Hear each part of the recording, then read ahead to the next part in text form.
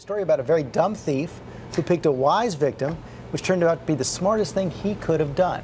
ABC's Neil Karlinski has it. Oh? Lots of people fall victim to petty crimes, but how many get to solve them, then play judge and jury? Eliza Webb did just that after noticing that someone had broken into her car and stolen some of her things.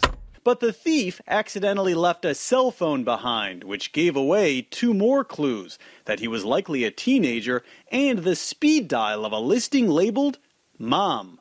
Webb didn't hesitate.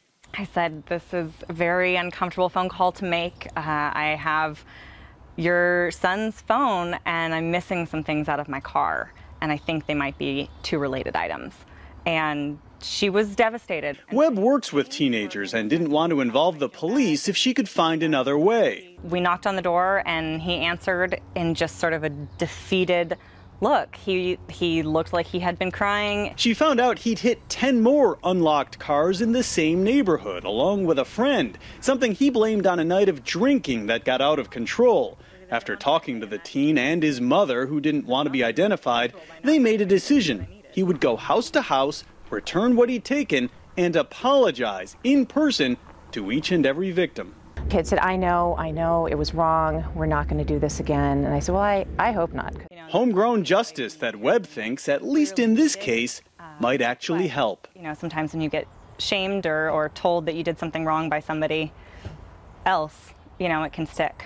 For Good Morning America, Neil Karlinski, ABC News, Seattle. Well, it sparked a debate here at the table. Let's just be glad he didn't steal anything from Robin. That's right. You know, if it was an aberration, if this was like a one-time thing, okay. But, you know, sometimes when you let somebody off the hook, you've got to be accountable. Because why was he crying? Because he got caught or because he felt bad? Exactly. Oh, wow. But kudos to the person who found the phone. Because she works with teens. Robin Roberts. Yeah, no, she works with teens, and she thought this was the best way to do it. I'm going to bet that he learned the lesson. We'll see. I hope so. Nice So. Nice story.